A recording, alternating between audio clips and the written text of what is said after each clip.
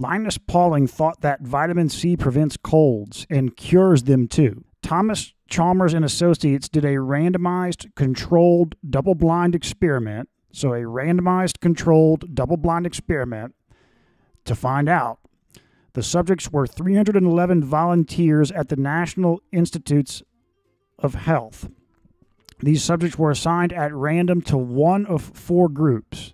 So we've got these 4 groups.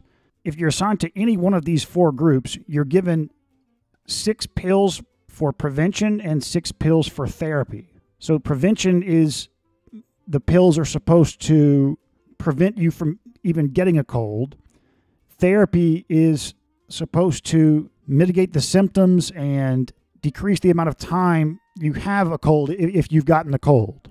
But depending on the group you're in, you may receive a placebo for prevention or a placebo for therapy, or you might get something vitamin C based for prevention or vitamin C based for therapy. And so you can see group 1 for both prevention and therapy, they received 12 placebo pills and so on. And it just mixes that up. The placebo is lactose. So there was quite a high dropout rate during the trial. And this rate was significantly higher in the first 3 groups than in the 4th. The investigators noticed this and found the reason. As it turned out, many of the subjects broke the blind. That is quite easy to do. You just open a capsule and taste the contents. Vitamin C, which is ascorbic acid, is sour. Lactose is not. Subjects who were getting the placebo were more likely to drop out. So you can imagine this study is taking place over a pretty long period of time. It's not like it's just a week.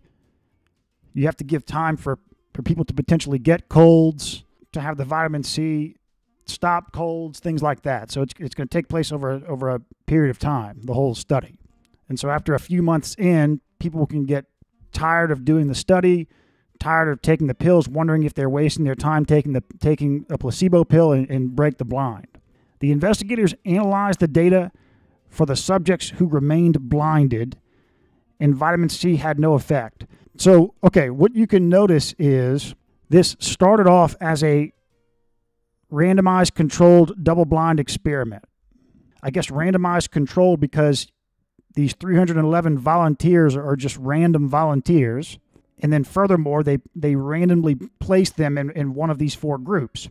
But once you have subjects breaking the blind, and now you're analyzing data with subjects who remained blinded, now it's no longer a controlled experiment.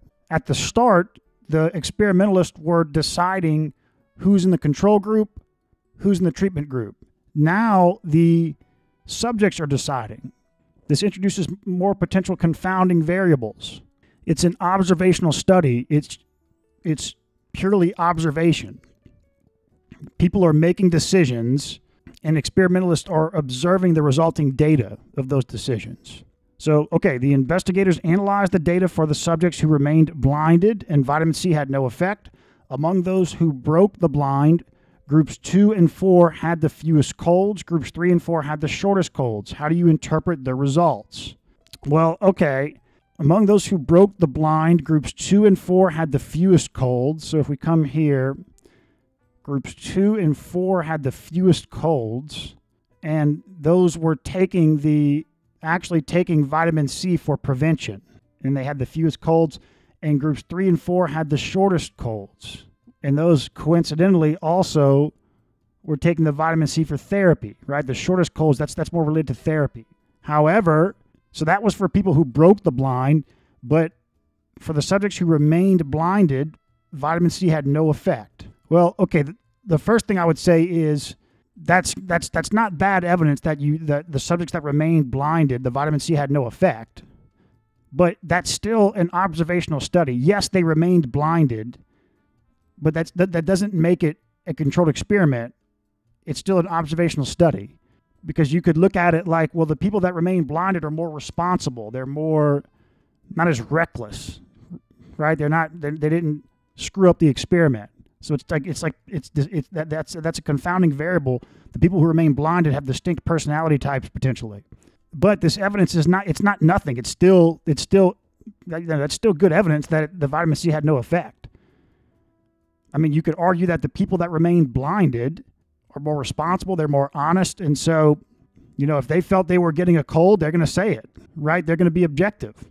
If everyone who remained blinded felt, I never got a cold. I mean, I kind of got a scratchy throat, but that's normal. I never got a cold. And all of them never got a cold.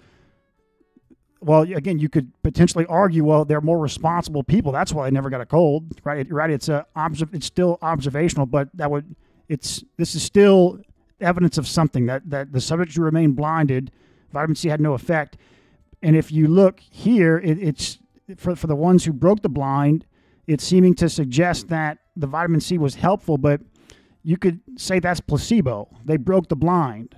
It's hard to make any definitive conclusions based on this, based on the data of those who broke the blind, because the experiment has been compromised in a sense. Now, I don't know based on these results if you could say for sure that, well, okay, vitamin C has no effect on preventing or curing colds because this is not a controlled experiment anymore, but this seems to be pointing, we would trust more the participants who remain blinded. So this seems to be pointing more towards that vitamin C has no effect. But ideally, you would conduct another randomized controlled experiment where the participants don't break the blind. And then the more volunteers you can get, the better. The more volunteers, it's random volunteers. It's completely randomized as far as the groups they're assigned to. Nobody breaks the blind. What does the data say? That would give you the most definitive insight into, does vitamin C prevent and cure colds, or prevent colds and cure them, mitigate the symptoms.